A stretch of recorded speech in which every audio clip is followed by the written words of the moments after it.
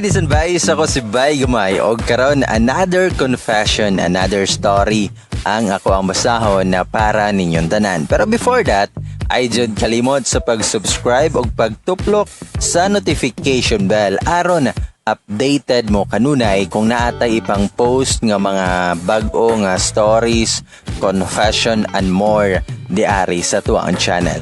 Unta o kay rantanan og unta naara mo sa maayong kahimtang karon. Maayong adlaw og maayong pagpaminaw kaninyong tanan. O karon mga bayo mga day anian na ang confession, ang story nga akong basahon karon.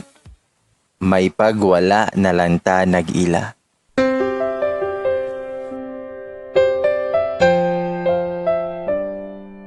Have you ever experienced long-term relationships? How about LDR?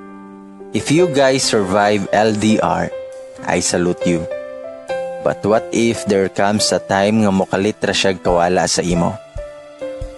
Would you fight back or move on na lang?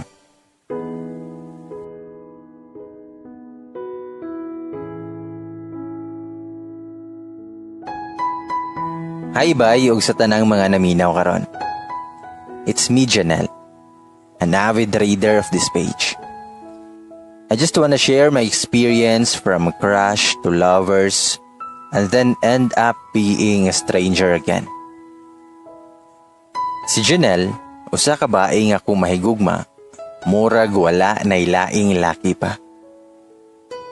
Kung maka-effort, murag ga birthday hanjod kada adlaw. Usa ka bae nga dali ra ma-fall, ug on the other side, dali ra sad kaayo masakitan. 1 year namin ni Axel. Just to describe him, taas og ilong, pution, tapos okay rang height, dawat ra. We met in Facebook until such time nagkakita sa personal. Meeting both parents, sharing each other's flaws and weaknesses. I know him na jud and he knew me very well na. Di ba mailhan man nimo nga happy na kayo mo sa relationship kung mag-eye to eye lang gani mo? Magkakatawa na dayon without revealing anything that is funny. We have the same address di ay. In short, taga-Islaming duha.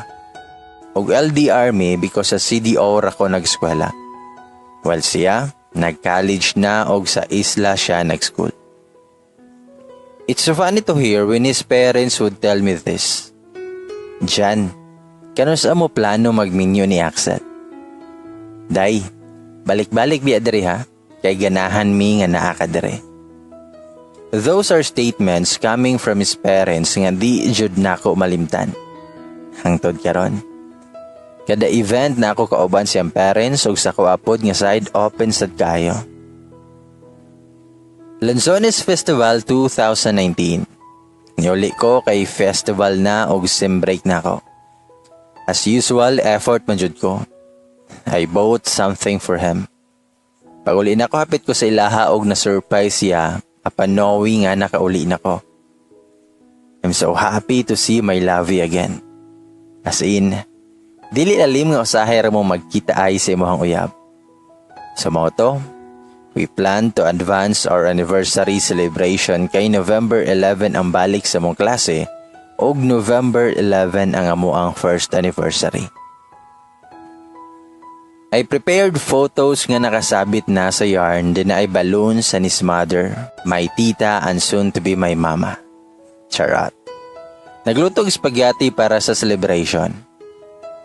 Kami ni Axel nag-prepare me sa design. After nasettle na ang tanan, niya ang spaghetti kinaluto na sab, nagpictorial me. Daghan kay mig pictures ug syako kay na siya gift nga gihatag sa kuha. I hugged him and say thank you. Dinuli na dayon ko sa moang barangay kay lahi man mig municipality. Sa Lanzones Festival jud nagkuyog mi ato, niya nagplano mi nga mag-rides unta. O niya nag-ulan man so niuli na siya og mi pauli na sad ko. After sa festival, nara ko sa balay. Dayon may balik na ko sa CDO. Happy ko sa kong paglakaw kay gihatod ko niya sa port. I suddenly remember the day nga katong first meet namo nga gihulatan Japon ko niya sa port. Makamis kay siya pero dapat antusan kay LDR man. Dari sa CDO, mingaw kayo kay ako ra sa boarding house. Na yung mga arguments na hitabo pag-abot na ako dari pero nabalik ra Japon kay love man namo ang usag-usa. Dayon pagka November 18, 2019, nag-eskwela ko og siya kay eskwela sab. Pagkahapon ana nang uli na. Nag-update ko nga medyo stress ko sa kong report kaya wala na ako natarong. But he would really appreciate everything. He said nga, ayaw na i-mind be, kay proud kay ko sa moha nga nakaya nimo ang report. Congrats be, I love you. Di ba how sweet? Sana in-ana na lang perme ba?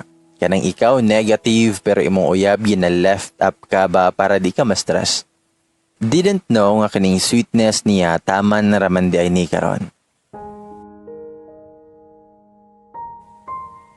So around 6:25 PM to, tanawag ko ni Axel.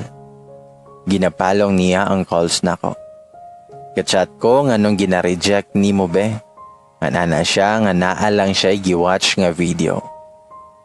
Specifically ang video daw ni Kostakli o kang Zinab Harake. Top fan kay na siya guys. Idol man niya si Skusta nga mangingilad kayo. So never mind. I chatted you diba? Ano ko nimo? Be, pwede ba nga sa weekend na lang ka mag-YouTube kay college na biya ka? Dapat nga focus ka sa eskwela. Nilike ra ka? Antal tanan nga calls na ako gina-reject nimo. Mga text na ako gina-ignore nimo. Mga chats na ako ginasina lang nimo. I beg you to answer my calls but when you answered it, niana rakag. Gusto nako maghimodlay be. Hatagi sa kog freedom. Freedom? Nangayo kag freedom? So far wala nako siya gituo.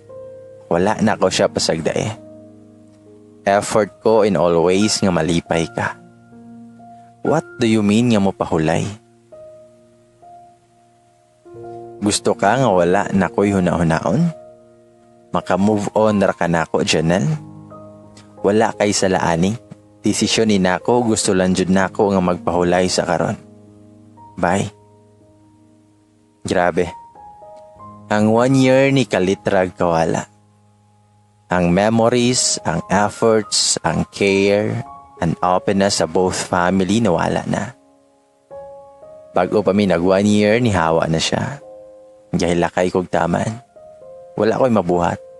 Kay tanang calls na ako, ginabaliwala ni mo.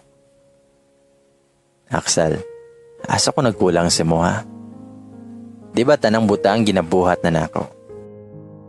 Ga-take a risk ko. Ako perme gabeg nga mobalik ka. Pero you left me alone. December 8, dibo na nako. You told me nga palitan ko ni mog flowers. Unsa naman karon? Nganong nikalit ra kag kawala sa ko ah. Di na ko nimo love or na nakailain. Dili sa ko mag-move on. Hulatan taka og dawaton taka hangtod sa ako makaya. If only I knew nga inani ang mahitabo, I wish I hadn't met you. Ladies and boys, mo ka na ang confession nga, wala na lang unta ta gaila. I wish I hadn't met you. Ang story ni Janelle.